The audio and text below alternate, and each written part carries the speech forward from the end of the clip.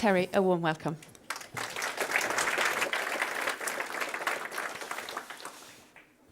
So, you have the pleasure of having another English speaker.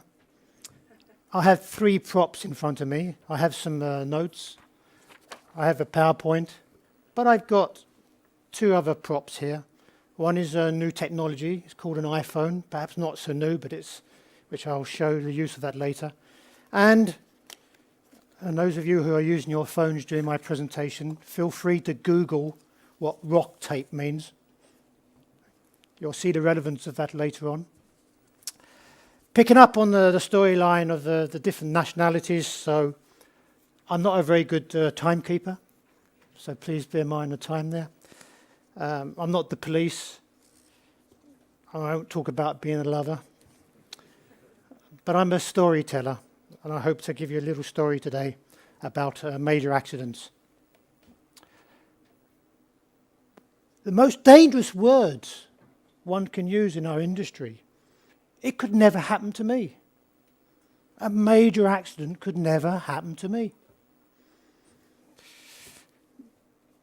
World-class safety. Right here in the UK, in the Norwegian sector, we are world-class safety. We're okay. Are we doing enough? Process safety. Who knows? Why do I say who knows? I mean, how many of you actually know what process safety means? It's about integrity. It's about major accident hazards. Sharing lessons learned. Do we share? We all say we share, but do we really share?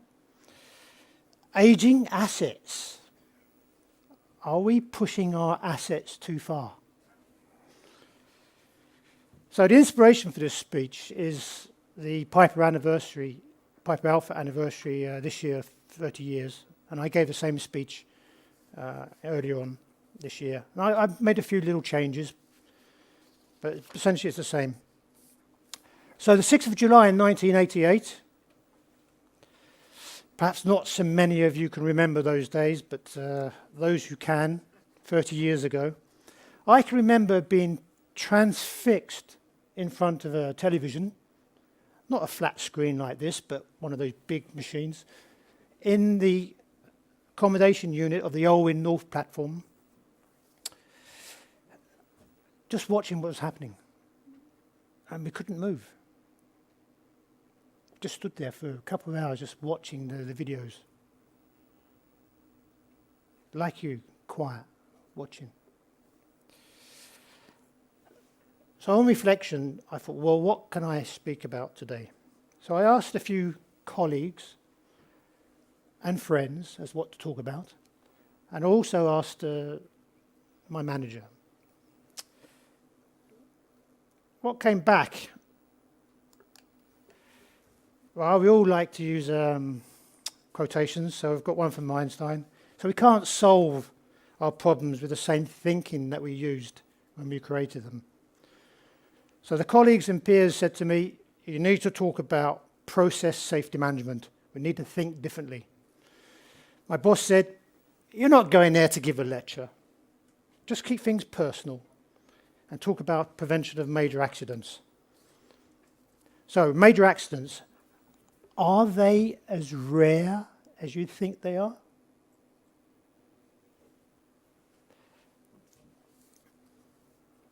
What's the last major accident that you remember? Maybe Macondo. Well, since Macondo, there have been, last 6 years, 14 major accidents, 137 fatalities. And these major accidents are not just about fire and explosions. There are 5 of them were helicopter crashes.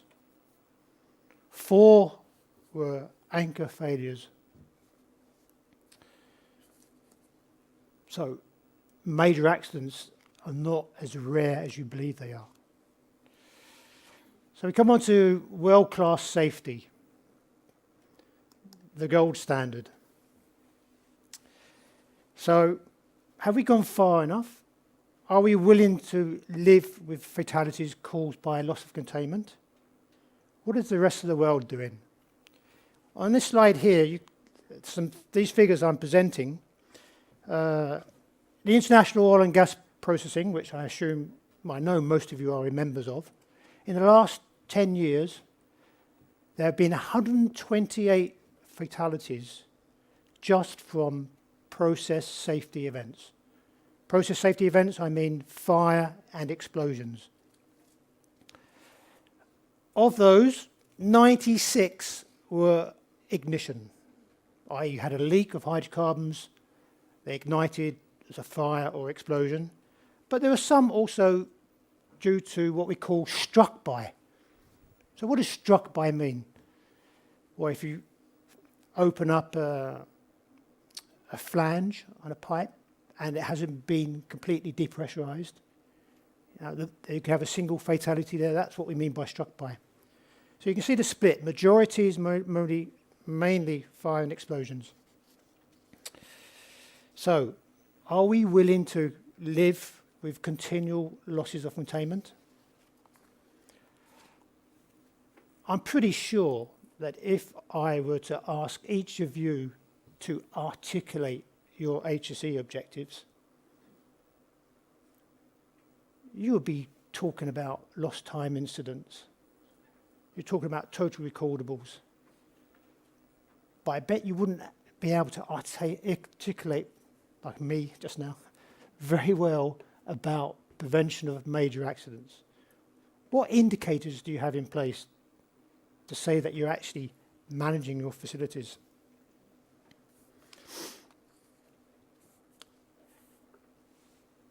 So, my personal view is that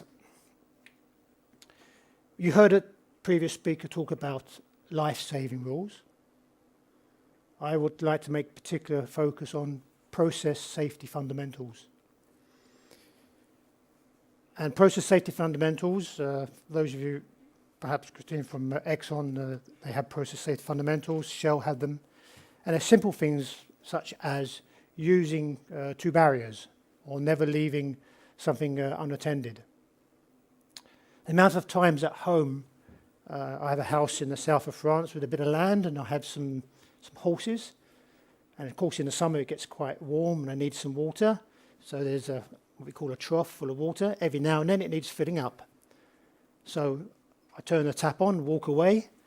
Of course, a couple of hours later I go back, find it overflowing, because I don't stand there waiting for it. There are many accidents that happen in our industry, certainly in the downstream sector, where tankers are delivering products and they leave it unattended. So it's all about keeping vigilance during drainage.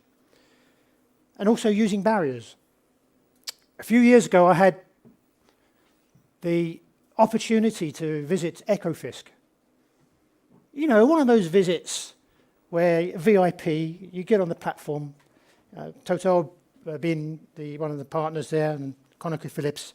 And the VIP visit is that, you all heard of Alice in Wonderland and the yellow brick road? Well, here we are. This is the yellow brick road that you need to go down. And so, well, this looks quite nice. That's a nice valve there. This one's a bit corroded, but don't worry. We're working on it. So I tend not to follow those kind of routes. I tend to go off in different directions, which gives the HSE fraternity a problem because, Mr. Cooper, come here. No, you've got to follow this way. No, I want to speak to this person here. I want to do this. Anyway, eventually we end up in a control room. And so new technology, you've shown all the nice screens there. So everyone goes into the control room. Yes, look at that screen there. That's nice. Oh, yeah, that digital control system, DCS, Triconex. Well, yeah. Every platform I've been to, they all have the same. I can't truck with that. So I decide to speak to the operator on the panel. What's the worst thing that can happen to you? What's your biggest risk? Ship collision. Ship collision. So it's not containment of hydrocarbons. Yes, we can have a passing tanker that can come by and hit us. Okay, well, what do? He said, we've got barriers in place. You all heard the word barriers. I said, well, tell me what your barriers are. He said, well, I tell you the barriers that I'm responsible for. Me, operator. I So what are they? Well, you had the 50-kilometre radar, the 25-kilometre radar, and the 10. He said, those are my barriers. Well, what do you do if there's a barrier failure? Oh, I have a procedure I need to go through and take into a risk assessment. We put in mitigation actions. So he knew all these barriers. I don't think if I was to ask the same question for an installation in my company, that would actually get the same response. Barrier management is still, sounds easy, but it's still kind of a new subject in our industry. I said I'll talk about sharing lessons learned. I won't talk too much about it other than there is a barrier to overcome. And what is that barrier? So it is, are there any legal people in the room? No. Well, perhaps there are, but I know the authorities here, so and I know that you had the same reaction to when I said this to the UK authority. The authorities and the legal fraternities are actually a barrier to sharing lessons learned because of the threat of prosecution. We need to find ways to overcome that. There are ways. Right. So that's my little message about sharing lessons learned. So here I will share a lesson learned, well, an experience. So just after Piper Alpha in July 1988, I was based on the oil platform North Sea, which exported oil to Shetlands, but also gas to the Frigg system. And during a summer shutdown, we had isolated the pipeline to Frigg, which is 120 bar. And the technician was given authorization to go and work on this isolation valve, which he did. And he he opened the valve, believing there was zero pressure in the line. But in fact, there wasn't. It was 120 bar. And this gas went straight to atmosphere. And what you see, this is not OWIN, but this is an ice platform. So can you imagine what happens? Has anyone ever seen a gas leak? One. Yeah. This morning we saw the driving example in a car. This is what happens when you have a big gas leak.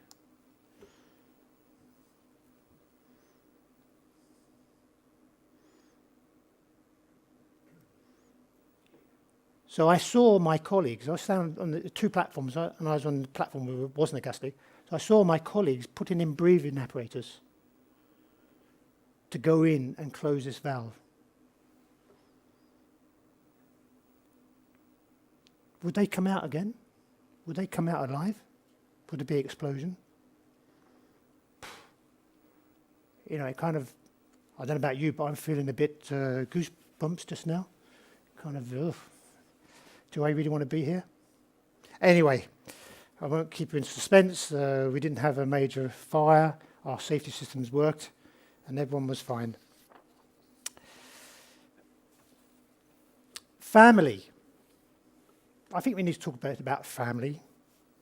No, we all have the same value. Families are important to us. But what's important is what we do in our industry that we can go home safe at the end. Now, I have a wife, which perhaps proves that I'm a bit of a lover. I have 3 children, which is probably another piece of evidence. And they are 26, 25, and 22. And my oldest son, Conan, when he announced that he wanted to join the oil industry, I was shocked. And my wife was equally shocked. We were apprehensive. But we never shared our feelings with him because we felt it's his decision to make. If this was happening 30 years ago, I might have said, son, anything but oil. And let me share with you how the conversation went. I said, why? Why do you want to join oil industry? Well, Dad, I've followed you around the world and I like to travel. That's what I want to do. And besides, the oil industry is a lot safer now than it used to be. I've seen what you and your colleagues have done to help improve safety. And besides, it's not just about oil, it's about energy.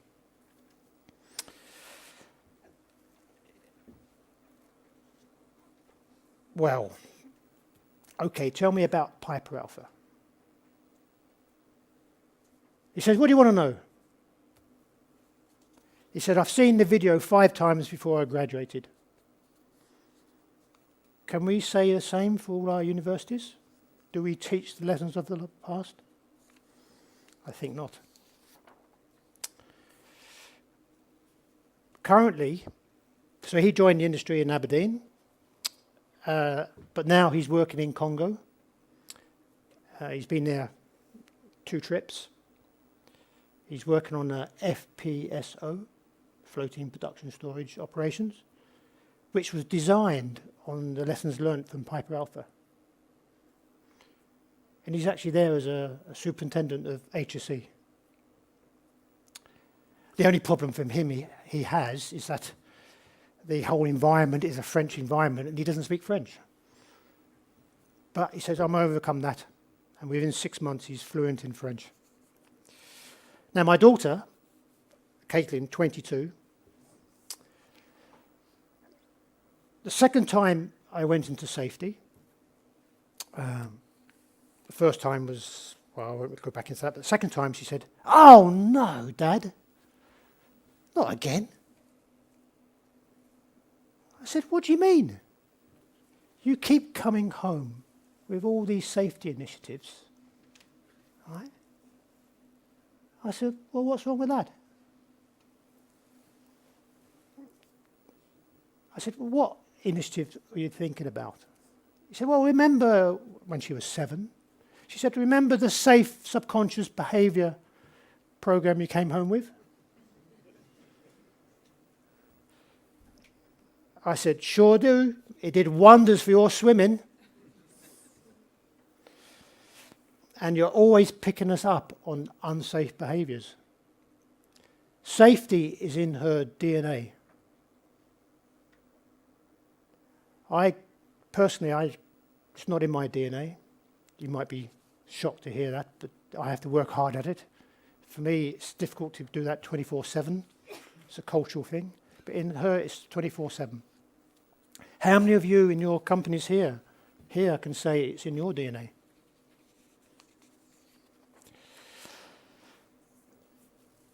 I promised I will talk about aging assets. So I'm not going to bore you with about installations in the North Sea, okay? But think about, are you pushing your aging asset too hard? How far can you go beyond the best before date? I don't know about in Norway, but in the UK now they're talking about removing their best before date and having the sell-by date. So how many of you are pushing your installations beyond the sell-by date? So I'd like to share with you a personal obsolescence plan. And the asset is my asset, it's me. So 18 months ago, at the young age of 61, I decided to tackle my first marathon. Very much against the wishes of my wife, dead against it. My kids were supportive though. I finished safely. Didn't quite break the 4-hour barrier. 4 hours 10 was not bad for someone my age. So I immediately signed up to do the second marathon, which was the one in May in Edinburgh this year. But I was thinking, well, my aging asset, I might need to take a few kind of precautions. So I went for a series of medical checks, radiograph, echograph or ultrasound, and an MRI scan, which I can't remember what it means, but basically you know what it means. To satisfy that I was fit for purpose, I had a green light. So the doctor, the specialist, Monsieur Cooper, at your age, you have to expect to have aches and pains. There's no point me telling you to not go running because I know you want to go running. But there's not much I can do other than to say not to run. So I completely ignored her advice. On the other hand, the other expert in the family, my wife, if you carry on running, I'm not going to push you around in a wheelchair when you're 95. So, with these kind of two bits of advice, I thought, well, I need to do a risk assessment. Risk assessment. So what can you do a risk assessment? Well, the first risk is injury and death. Second one is lack of communication during 4 to 5 hours out of contact with your family. So what are the mitigation measures one could take? Well, the barriers. Well, the first one is this stuff. It's called rock tape. You've seen it with in the Olympics. You put it on there, stop you overstretching the muscles, put this on. The second one is iPhone, find my friends, tracking. My family could track me during the run. So during the marathon, I was kind of running away, and after 25 kilometers, it's getting a bit tiring. My body was telling me to slow down, so I slowed down. On reaching the finishing line, I saw my wife and my daughter there to finish, and they had tears in their eyes. I thought it was tears of happiness. I went up to them, expecting kind of, well done. And my wife said, "Where the bleep have you been? We've been worried sick.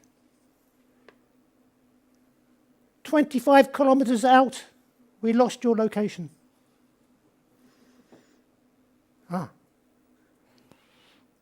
My dear, the only thing that died was my iPhone battery. So what's the moral of the story here? Is that you put your barriers in place, the new technology, but make sure it's the appropriate technology you're putting in place. So I have 2 minutes to finish, so I will conclude. So major accidents are not as rare as you think they are.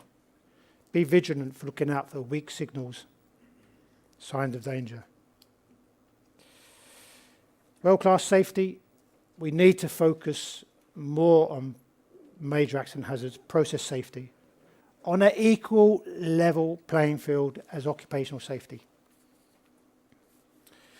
Process safety events, fires, explosions. We've got life-saving rules, but those life-saving rules would have only prevented 20% of those fatalities I talked about. If we put in process safety fundamentals, we could increase that to 75%. Aging installations, are we pushing them too hard? And a little few words on safety as a core value. I suspect if I was to ask a lot of your CEOs as to what that actually means practically to them, would they be able to answer? Yeah, we're kind of all good at speaking, but what does it actually mean to them? I can give you a few ideas on that, but not just now. So anyway, for safety to become a core value, we have to have engagement and commitment throughout the chain of command. Chain of command, CEO, senior management, the middle clay management area, supervisory staff, and people working on site.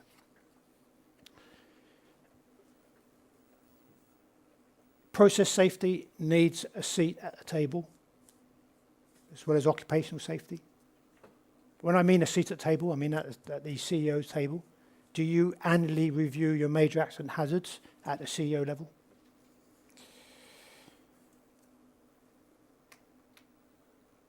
So as you leave today, challenge the status quo and think about process safety. So I've got one last quotation. Concern for man and his fate must always form the chief interest of all technical endeavours.